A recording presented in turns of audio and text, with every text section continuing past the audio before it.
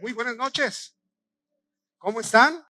Diga conmigo, siempre será y siempre es la iniciativa de Dios. Sí, el hecho de que tú y yo estemos acá, ¿sabes? Hace parte de la iniciativa de Dios. Porque Dios fue quien decidió amarnos aún antes, mucho antes de que nosotros tomáramos la decisión de seguirlo a Él, de seguir su amor, de venir a una iglesia, de congregarnos, bueno, todo lo demás. Siempre su amor va adelante. Siempre el amor de Dios va porque es su iniciativa. De hecho, es tanto tu iniciativa y tanto te ama que Juan 3:16, uno de los versículos más conocidos de la Biblia, dice claramente que de tal manera amó Dios al mundo que envió a su Hijo para morir por nosotros, para darnos una vida, pero escúchame, no una vida cualquiera, para darnos una vida sobrenatural, para darnos una vida eterna. ¿Sabes? Eso era algo que tú y yo no podíamos alcanzar. Ahora, cuando yo veo todo lo que Dios hace por nosotros, la iniciativa que Él tiene por amarnos, a veces me quedo pensando si nuestra fe está bien o nuestra fe quizá es muy pequeña. Creo que hay una cosa, tenemos un Dios que es increíblemente grandioso, que nos ama de una manera impresionante, porque realmente el amor de Dios es impresionante. No alcanzamos a darnos cuenta cuánto nos ama Dios, no nos alcanzamos a dar cuenta, no alcanzamos a fijarnos y su amor está ahí para nosotros, acompañándonos, yendo delante nuestro y no alcanzamos a darnos cuenta de lo grandioso que es. Así mismo pasa cuando comenzamos a creer. Comenzamos a creer y entonces creemos, pero de una manera muy pequeña.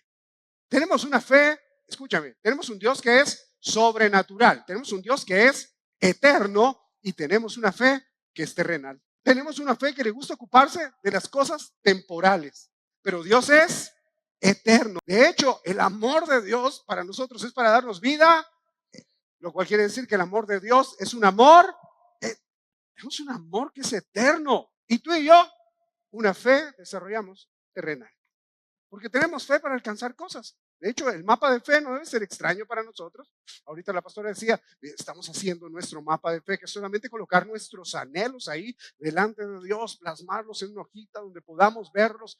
Ojalá sea en tu lugar de oración. Si tienes un lugar de oración en casa, que lo puedas tener allí, que lo veas en todo momento o en determinados momentos del día donde tú puedas decirle, Señor, yo sigo creyendo por mi casa, sigo creyendo por mi carro, sigo creyendo por un mejor trabajo, sigo creyendo por viajes, sigo creyendo por ascensos, sigo creyendo porque tú traerás eternidad y salvación a mi familia. Es un año de visión, de propósito. Y en eso nuestra fe tiene que crecer.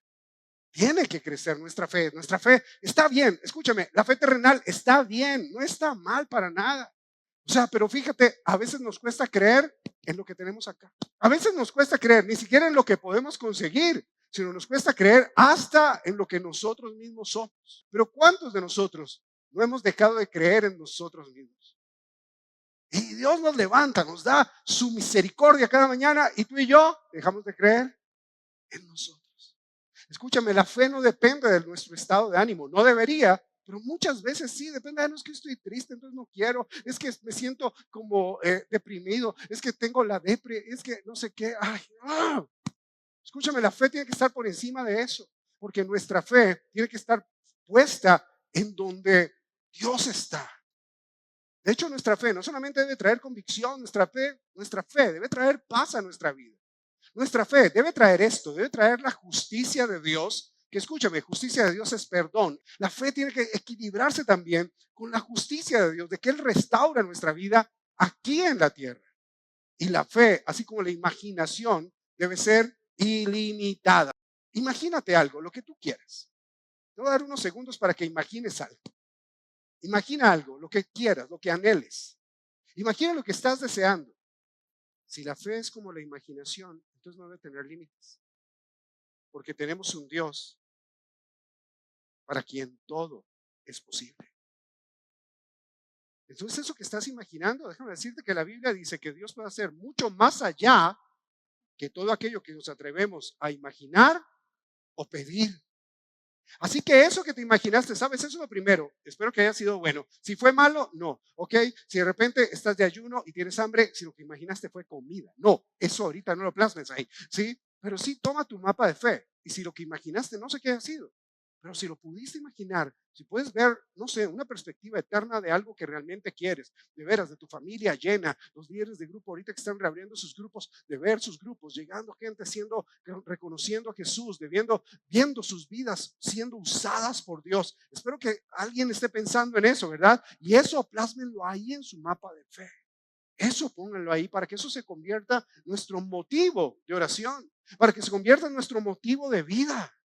Escúchame, es que cuando nos atrevemos a creer que es posible, cuando nos atrevemos a ¿qué? Cuando nos atrevemos a creer que es posible, vamos a dejar a Dios y vamos a entregarle un trabajo a Dios, porque el creador es Dios. Tu trabajo, mi trabajo es creer. El trabajo de Dios es crear. Así que dale trabajo a Dios. Dale trabajo a Dios. A lo mejor tú estás diciendo, yo ya me tocó este año otra vez con este trabajito, o no me firmaron el contrato y ya no voy a tener trabajo todo el año. No, escúchame, el que va delante tuyo abriendo puertas es Dios. Y Él puede abrir puertas mucho más grandes de lo que tú estás tan solo imaginando. Pero comienza a creer. ¿Comienza qué? A creer. La semana pasada hablamos de Lucas capítulo 11 Lucas capítulo 7 y 4 historias que están allí, ¿verdad? Hablamos de la primera, solamente alcanzamos a hablar de un centurión romano que mostró una fe realmente increíble. Este hombre nunca, escúchame, nunca se encontró con Jesús. Él nunca vio a Jesús cara a cara para hacerle una petición. Envió personas que intercedieron por él, envió personas que estaban, de hecho, la petición de él era que su siervo o su mano derecha, que se convirtió al final en alguien como de la familia, como un amigo, esa persona estaba muy enferma, a punto de morir, dice la Biblia. Y este centurión, sin ser creyente como Jesús o en Jesús, supo que Jesús hacía milagros y mostró una fe increíble. Y hubo 3 cosas que él hizo. La primera es que fue humilde. Él entendía que nada en su vida pasaba por él, por su rango, por su autoridad, o su simpatía, o su poder, sino que todo en su vida era resultado de Dios, del amor de Dios en su vida. Eso es lo primero que tú y yo siempre debemos reconocer. Lo segundo es que tenemos que entender que si vamos a depender de algo en nuestra vida, y si algo, como lo hemos dicho en los devocionales estos días, si algo tenemos que guardar en nuestra vida, es la palabra de Dios. Hay gente que guarda rencor, que guarda rabias bobas, que guarda recuerdos que no sirven para nada, sino solamente a veces para arrancarte lágrimas innecesarias. Hay otras lágrimas de amor que son necesarias, pero las guardas allí. No guardes eso. Si vas a guardar algo, guarda la palabra y debemos aprender a depender de ella. Y lo siguiente es que debemos aprender a respetar nuestras autoridades. Y esas 3 cosas juntas en la vida de este hombre hicieron que él recibiera a distancia, ni siquiera, o sea, no había wifi, no había nada, ¿verdad? Como por decir, no, es que fue que el Señor le envió un WhatsApp de fe, un WhatsApp, su milagro en WhatsApp. Pero como que no fue eso, simplemente fue este hombre nunca vio a Jesús. Y vio a su siervo siendo sanado, sin ni siquiera que le habían traído la noticia de que ya Jesús había orado por él. Nada, es que ni siquiera Jesús oró por él. Si usted lee el versículo, creo que está del versículo 1 al 11, en el capítulo 7, dice claramente que Jesús se asombró, los otros se devolvieron y cuando llegaron ya estaba sano. Pero Jesús nunca dijo, yo envío sanidad, nada. Este hombre fue sano directamente por la fe, una fe con una perspectiva eterna. Ahora, lo que me gusta de esto es que sigue la historia y es esta historia de la cual quiero hablarte hoy en estos minutos. Es una historia donde primero solamente la recoge Lucas. No existe en ninguno de los otros evangelios. No la tiene Juan, no la tiene Mateo y Marcos, que comparten muchas historias juntos. No, esta historia solamente la tiene Lucas. Y es una historia bien simpática, porque dice así. Lucas capítulo 7, versículo 11, y dice así. Poco después, ¿cuánto tiempo pasó? Poco después. O sea, Jesús iba en esa ciudad, hizo ese milagro, y poco después. Algunas otras traducciones dicen al día siguiente, ¿ok? No creo que haya sido al día siguiente, es más bien un poco después. Ya le explico por qué. Poco después, Jesús, acompañado de mucha gente y de sus discípulos, se dirigió a un pueblo llamado Naín. ¿Cómo se llama este pueblo? Naín era un pueblo chiquitico. De hecho, hoy en día, en ese pequeño pueblo, hoy en día viven 2,000 personas. Así que imagínense hace 2,000 años cuánta gente podía vivir. Más o menos 100 personas vivían en aquel lugar. ¿A qué iba Jesús a Naín? Piensen que Jesús, para este momento, dice que iba una multitud de gente, iba acompañado de mucha gente y sus discípulos. Sus discípulos eran más o menos 80 personas solamente. No eran solamente los 12, habían otros 72 que también andaban con él, más otra gente que lo acompañaba. era mucha gente, porque Naín no tenía una gran infraestructura, no era un pueblo muy grande. De hecho, como te digo, me puse a mirar y ya es difícil llegar a Naín desde Capernaum, que era el lugar donde estaba Jesús, que era como su base de trabajo, hasta Naín eran 50 kilómetros, no por vía bien, sino era difícil el camino. Aparte de eso, Capernaum está, si mal no recuerdo, en datos geográficos, está a 178 metros debajo del nivel del mar. Y Naín está a 600 metros de altura, o sea, hay 800 metros de diferencia. Es menos de lo que hay de aquí a Pasca en diferencia de altura. Así que era como difícil y 50 kilómetros de distancia. Un camino que le pudo haber tomado 1 o 2 días. Escúchame, eso es importante. Esos datos que te estoy dando son importantes, porque lo que va a suceder ahí es increíble. Sigue diciendo, verso 12, dice, cuando se acercaba a las puertas del pueblo, vio que llevaban a enterrar a un muerto. Escucha de quién se trataba. Se trataba del único hijo de una viuda, a quien acompañaba mucha gente del pueblo. O sea, si habían 100 personas en aquel pueblo, había fallecido uno. Equivalía al 1% de la población. Era un suceso que muriera alguien como él. Primero venía totalmente dolido, triste. Me atrevo a decir sin esperanza, con mucha gente también criticando, lleno de muchas dudas, con lágrimas de sobra, porque lo que estaba pasando era demasiado doloroso. ¿Entiende? Cuando hablamos del 1% de la población, para nosotros de repente podemos decir no es nada. Pues si en Colombia hay 53 millones de habitantes, el 1% sería que en un solo día murieran 530,000 personas en Colombia. Eso sería bastante doloroso. Ese es el 1%. Uno no importa. No, uno cuenta siempre. Y eso era lo que estaba pasando aquel día. Verso 13, al verla, el Señor Jesús tuvo compasión de ella y le dijo, no llores. ¿Y le dijo qué? Ahora, quiero recordar algo que dije la semana pasada. La semana pasada dije, hubo 2 cosas, que siempre asombraron al Señor Jesús. La poca fe de la gente y la mucha fe. Fueron 2 cosas que siempre dijo, wow, qué buena fe, o wow, ¿hasta cuándo va a tener que ustedes? Qué fe tan horrorosa, patética, ustedes, así más o menos, era como el Señor le hablaba a la gente cuando había poca fe. Pero hay una en particular que siempre ha movido el corazón de Dios y ha sido el dolor. El dolor particularmente de aquellas cosas que tú y yo no podemos controlar.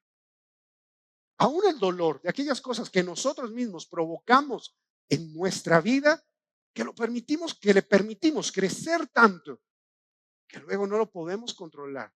Y es donde necesitamos con urgencia la misericordia de Dios.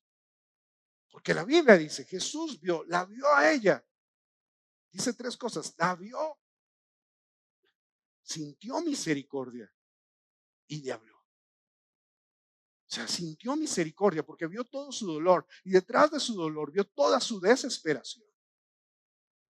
La desesperación de esta mujer era impresionante por todas las cosas que ella podía estar pasando, por todo aquello que podía estar viviendo.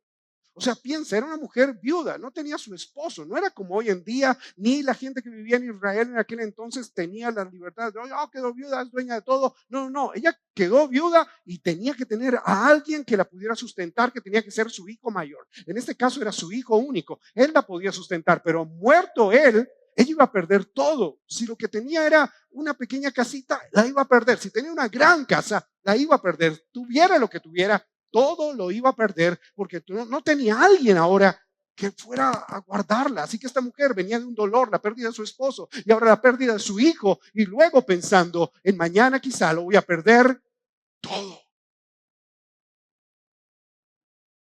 Sabes, hay muchas cosas que han pasado en nuestra vida, no solamente en estos 15 días que van de este año, sino en los años anteriores. Hay muchas cosas que han pasado dentro de nosotros, las cuales a veces podemos y no podemos controlar.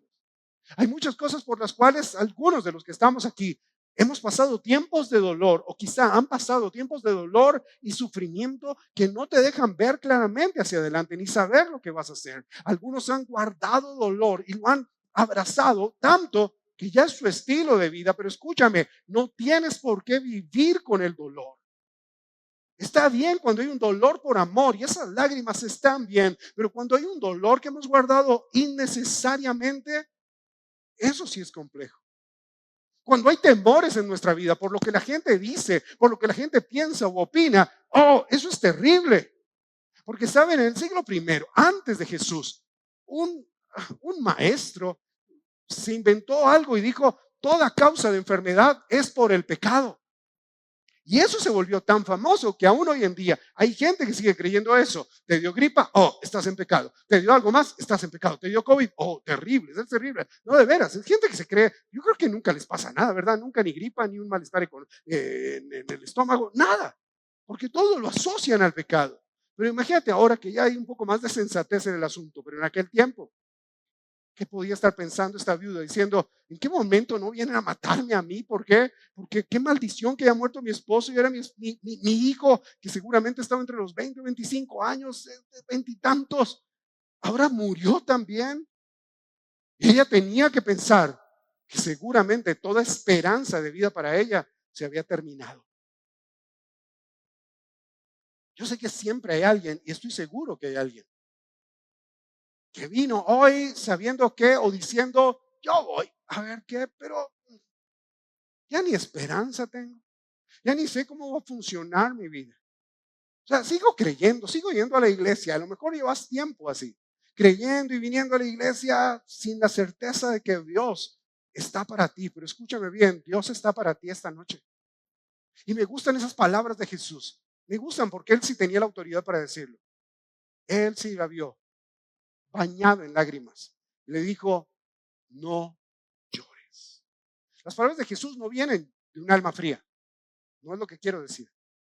Porque a veces lo podemos entender así y no falta quien lo interprete de esa manera, pero escúchame, las palabras de Jesús no vienen así. Las palabras de Jesús para esa mujer y para todo aquel que las necesita escuchar esta noche son, no llores, porque yo sé que tengo un mejor plan para tu vida. Esa es la respuesta que tenía Jesús. Ya es momento de limpiar esas lágrimas. Ya no llores más por aquel que se fue, ¿sabes? Ya se fue. Y ahora, ¿sabes quién está contigo? Jesús está contigo. Así que si vas a llorar, que sea de alegría, porque Él está contigo, porque Él te está acompañando, porque Él te está fortaleciendo, porque Él va a levantar tu casa, Él va a levantar tu familia. Escúchame, Él va a levantar a tus hijos. No te preocupes, que no crecerán con un faltante, van a crecer con el mejor Padre del mundo a su lado, el Padre que todos tenemos, el Padre eterno. Así que ánimo, ánimo, llénate, llénate de fe. Y es Jesús quien toma esa iniciativa, se acerca a ella y dice, hey, movido por algo, misericordia, movido por qué? Es su iniciativa. Su iniciativa es amarnos. Y a veces no lo vemos así, pero la iniciativa de Dios es amarnos. Aún en los momentos de mayor tristeza, soledad o desesperanza, la iniciativa de Dios siempre será amarnos. Yo me imagino Jesús, escucha, Capernaum, esa ciudad de Capernaum, era la ciudad donde vivía Pedro, vivían otros de sus discípulos. Entonces era como una base para Jesús. O sea, él estaba allí, llegaba, podía estar tranquilo, podía dormir en una cama que él podía llamar suya, con una almohada que él podía decir, esta es mi almohada.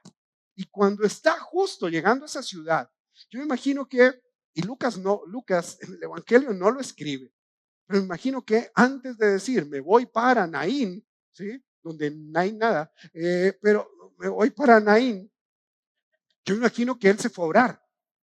Normalmente la mayoría de los evangelistas dicen, y Jesús se levantó temprano en la mañana a orar y Dios, ¿ok?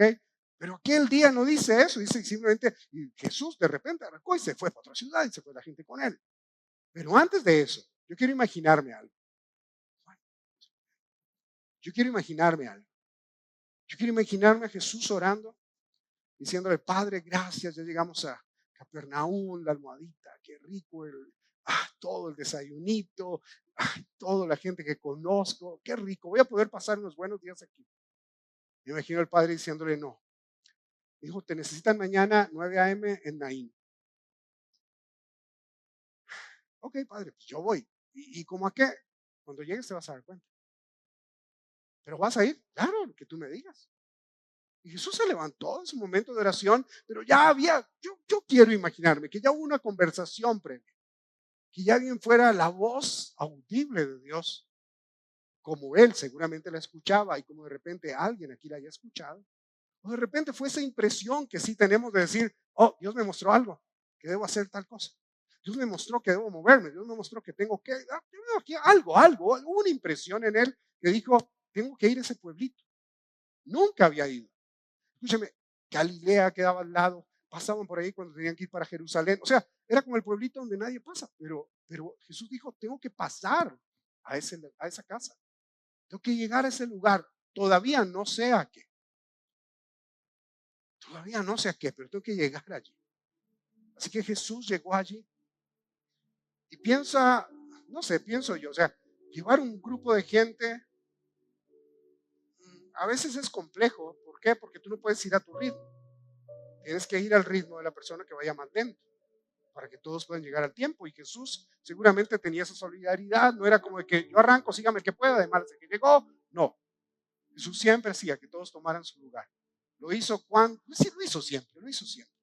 Cuando dio de comer a la gente, los mandó a sentar para que no faltara nadie, para que a nadie le faltara alimento. O sea, Jesús hacía siempre todo en un orden particular.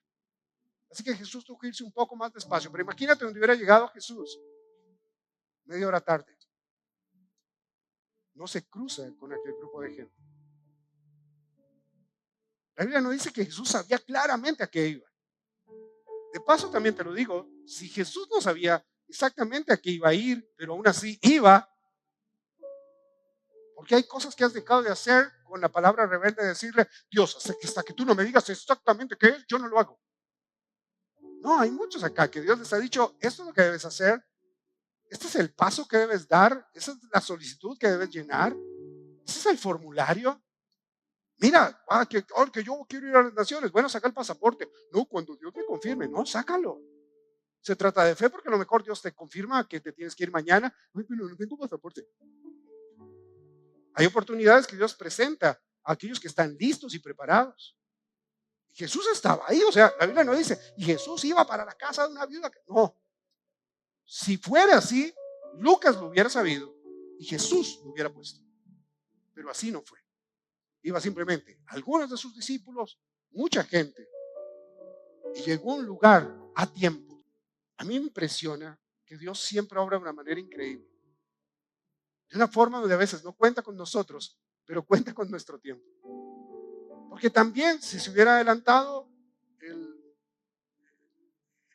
el grupo que iba con el chico muerto, no, salieron antes, bueno, vámonos antes. Llegaba Jesús, encontró al pueblo desolado porque todos estaban, por lo menos más de la mitad estaban al otro lado. ¿Y a qué vinimos a hacer aquí? Me imagino Jesús, Padre, dime a qué vino. Ah, es que llegaste tarde. Ah, es que se fueron antes. Pero no pasa así con Jesús. A veces, y muchos lo saben aquí, Jesús y Dios tiene una característica maravillosa y es que le encanta obrar justo en el momento antes de que el cronómetro llegue a cero, como en las bombas de las películas. Jesús tiene esa característica.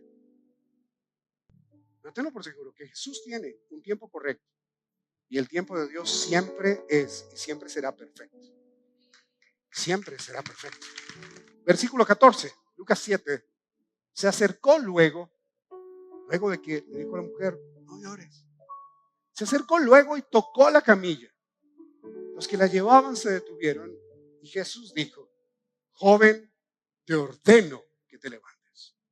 Entonces el muerto se levantó y comenzó a hablar. Jesús se lo entregó a su mamá.